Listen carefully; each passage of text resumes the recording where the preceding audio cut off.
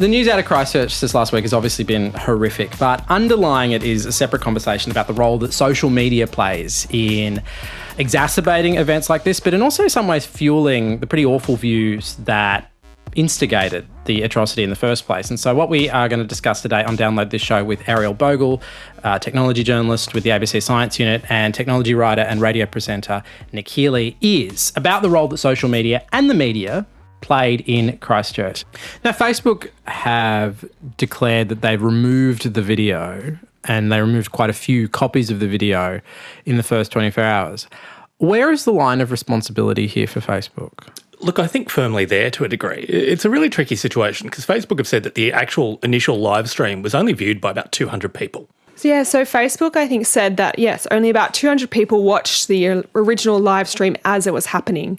And they also said nobody reported it while it was happening. The first reports came through the moderation tools, so somebody must have clicked report this as violent content only about, I think, 30 minutes into, after the live stream had begun. And I think the video only lasted about 17 minutes. They also said that in that time, the video was taken from Facebook and posted on one of these message boards, and then the sort of cycle of whack-a-mole began. Facebook is putting these stats out there. They don't normally share this kind of information.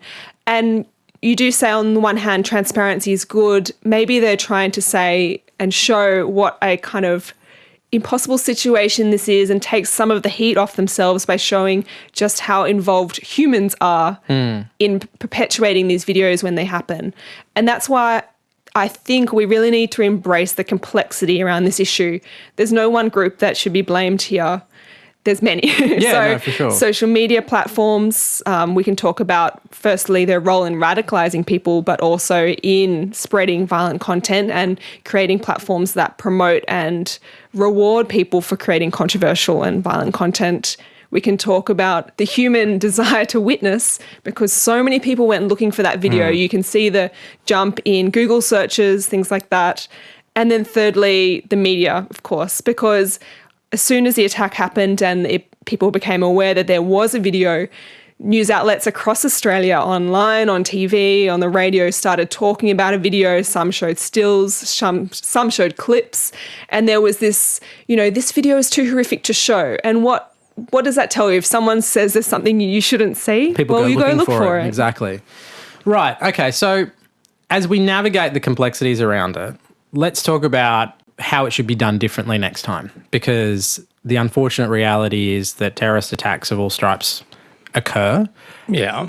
If this takes place in a year's time, what would be different about the way each one of those players interact with it, do you think? I genuinely don't know. I don't even know if they've got the infrastructure in place to make it different. Since the early days of the web, there have been places like rotten.com, like Ogrish, where you could go and track down things like this. But social media means you actually run the risk of being exposed to it when you weren't looking for it. And that's a very different scenario. And I don't know, because of the way social media has set itself up, is if we are ever going to find a way to do this differently. Not well. One of the things that popped up in the wake of this is the Prime Minister Scott Morrison talked about a simple algorithm that he believed that Facebook and other social media giants could put in place to stop spread of hate speech. Let's talk about that. How feasible is that? Well, maybe algorithms will play a role, but there's no such thing as a simple algorithm in this situation. A lot of politicians have been saying, well, look, Facebook can target you with ads. Like, they should be able to deal with a Facebook Live video like the one from Christchurch. That's not really apples with apples. Like, Facebook does have targeting tools and quite sophisticated ones, but still it's kind of a bit scattergun. But to remove one video at one time when more than 2 billion people are contributing content and using a platform at once, that task is, I think, a bit bigger than one simple algorithm. So Facebook does moderate live videos and they are aware of this issue.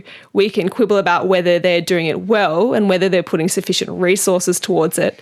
But at the moment, I think they really rely on reporting. So humans seeing videos they don't like, reporting them, and moderators then taking action on them.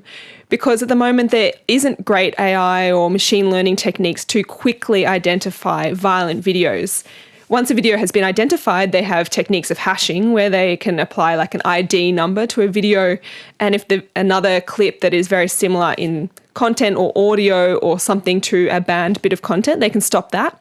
But stopping a live video as it happens, currently the technology is just not there, and they still very much rely on humans reporting, but also those poor buggers in the Philippines or Malaysia where they outsource their moderation to, who have to watch a video, see horror, and then take it down. But I think, when Scott Morrison made those comments, Geosciences Australia could have registered the collective eye roll that came from tech people around Australia on that one. But again, why are we looking to this as an algorithm issue? Clearly it has to be now, but, social media has set itself up to have the least human interaction on the social media side. It's always about the user should be the human interaction. They wanted all of this to be automated. They didn't want to have moderators or real people there in a long-term way. And now they're paying the piper for that. All right, there is lots more of this in the podcast of Download This Show. The mood changes from this point. If you happen to be listening to the podcast, we're talking about Instagram's new video platform, IGTV, or IGTV as we started calling it. Eventually, we ended up just calling it Iggy because it's silly, but you can hear more of that in the podcast. See you guys there.